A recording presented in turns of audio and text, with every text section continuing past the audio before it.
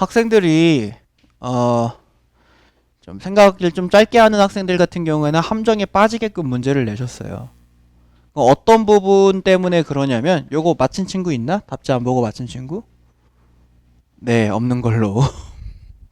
어디 부분이 그러냐면 바로 이 부분 때문에 그래요. 임의의 두 실수 x1과 x2에 대하여 fx1이 gx2보다 크거 나왔다. 저게 아무 생각 없이 문제 푸는 애들한테는 이게 딱 함정이야. 자, 이게 이제 무슨 함정이냐면 사실은 이제 고3 애들 모의고사에서나 등장하는 함정인데요. 요런 함정을 이제 내신 시험 그것도 서술형에서 파셨다는 건 진짜 선생님이 굉장히 장난꾸러기시다. 자, 저거 잘 보세요. 저 멘트랑 그 다음에 이런 멘트가 있어요. 또는 모든 실수라고 하기도 합니다. 임의의 실수 또는 모든 실수 x에 대하여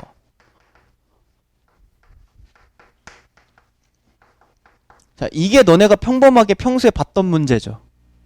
그러니까 너네가 뭐 센이라든가 아니면 이런저런 프린터라든가 교과서에서 평범하게 너네가 평소에 받았던 문제는 이런 문제예요. 그럼 내가 저기다 네모친 거랑 얘랑의 차이가 뭘까요? 아는 친구 있나요? 아는 친구 있어요? 자, 지금 fx가 gx가 지수함수의 형태를 띠고 있는데 그 지수함수의 형태를 띠고 있는 거로 설명하지 않고 2차 함수로 설명해 볼게요. 2차 함수. 자, 얘는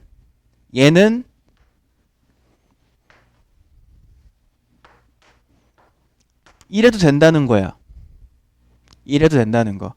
무슨 얘기냐면은 어떤 x든 간에 그 x에서 g보다 f가 더 위에 있기만 하면 된다는 거지. 맞아요? 얘는 이렇다는 얘기예요. 그래서 어떻게 해주면 되냐면 그냥 이 fx에다가 대입하고 문제에서 받은 이 fx를 여기다가 대입하고 문제에서 받은 gx를 여기에다가 대입해가지고 그냥 부등식 문제 그냥 단순 부등식 문제 푸시면 돼요. 임의의 실수 x에 대하여 fx는 크거 나갔다 gx보다. 이게 무슨 얘기냐면 f에 넣을 x랑 g에 넣을 x가 같은 x란 얘기야. 같은 x. 그죠? 그러니까 여기다 1을 넣을 거면 f에도 1 넣어야 되고 g에도 1 넣어야 되고 2를 넣을 거면 f에도 2를 넣고 g에도 2를 넣고 3을 넣을 거면 f에도 3을 넣고 g에도 3을 넣겠다 이 얘기라고. 그러니까 fx가 gx보다 떠 있기만 하면 돼. 위로. 이런 그림이 가능해. 근데 쟤는 이런 그림이 안 돼. 왜? 쟤는 다른 x잖아. 저기 네모 쳐놓은 거는 다른 x란 말이야. 그러니까 이런 그림이 불가능해요. 왜냐면은 잘 봐. 내가 지금 여기 보면은 fx1이 gx2보다 크거나 같다. 임의의 실수 x1과 x2에 대해서 그지? 근데 내가 여기에서 얘가 x1이다라고 하고 얘가 x2라고 하면 fx1이 gx2보다 더 아래에 있어요. 성립하지 않는다 이거야. 저 그림에선. 그러면 선생님 그러면 저 그림에서는 2차 함수로 설명하면 어떻게 해야 성립하나요? 얘가 이렇게 fx의 최소값이 gx의 최대값보다 더 커야 돼. 그래야지 어떤 x를 골라도 여기서 어떤 x를 고르고 여기서 어떤 x를 골라도 무조건 g함수의 함수값이 f함수의 함수값보다 작거든요. 뭔 얘기인지 알겠어요? 그래서 쟤는 여기는 이 녀석이 얘기하고 있는 건 너희들한테 얘가 막 얘기하고 있는 건 fx 함수의 최소값이 gx 함수의 최대값보다 크거나 같다라고 얘기한 거예요. 알겠죠? 이런 상황은 안 되고 저런 상황만 된다라고 얘기한 거야. 그럼 얘가 지금 지수함수잖아. 그지? 지수함수인데 fx는 미치 1보다 크기 때문에 증가하는 지수함수일 거고 gx는 내가 조금 이따가 손보겠지만 미치 1보다 작기 때문에 감소하는 지수함수죠.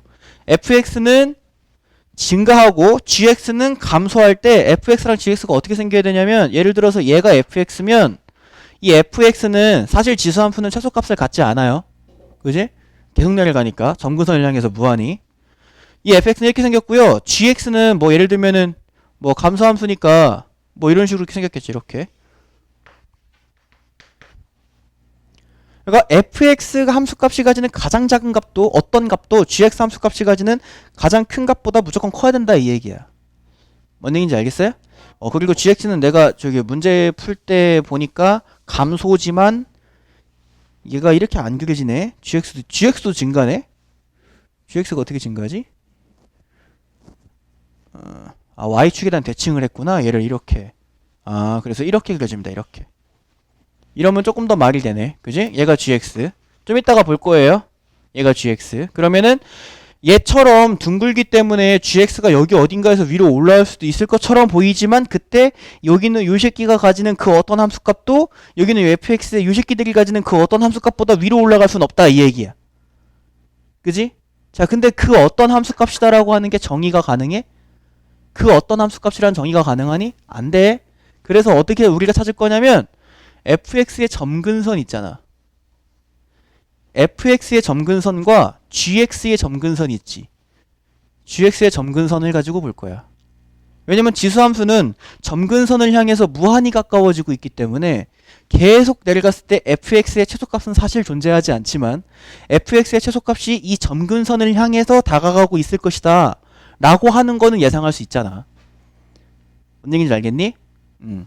그래서 자 fx의 최소값이 gx의 최대값보다 크거나 같다를 fx의 점근선이 gx의 점근선보다 크거나 같다라고 풀 거야. 그러면 fx 점근선이 gx 점근선보다 더 위에 있거나 또는 심지어 만나더라도 모든 f의 함수값은 g의 함수값보다 다 크니까. 여기까지 됐니? 자 그러면 저 두 함수의 점근선 사이의 관계에 대한 문제가 되겠네? 야 그러면은 점근선 사이의 관계는 누구랑 누구 사이의 관계냐면 사실 얘랑 얘 사이의 관계야. 얘네들이 점근선을 결정하거든. 맞아? y축 방향으로의 평행이동이 점근선을 결정하죠. x축 방향으로의 평행이동이 아니라. 그지? 그래서 사실 요 앞에 있는 건 볼 것도 없어요. 얘가 gx가 이렇게 그려진다라고 내가 좀 이따 보여준다 그랬는데 취소할게. 안 보여줄 거야. 그냥 요거 가지고 풀 거야. 알겠어? 야 그러면은 궁금하면은 저거 한번 변형해보고요.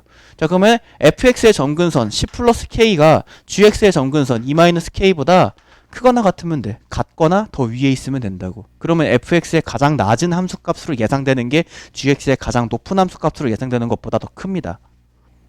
알겠죠?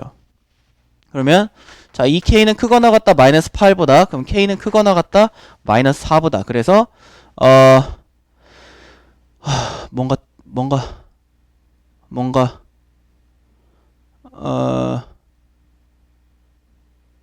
7 이하의 모든 정수 k네요. 아우 깜짝이야. 7 이하래요. 7 이하. 그러면 마이너스 4보다 크거나 같고 7보다 작거나 같은 게 k 값의 범위가 되겠네. 그러면 마이너스 4, 마이너스 3, 마이너스 2, 마이너스 1, 0, 1, 2, 3, 4까지는 0이야. 다 더하랬으니까. 그죠? 그 다음에 5, 6, 7만 더해주면 되겠네. 그러면 11, 18 이렇게. 오케이?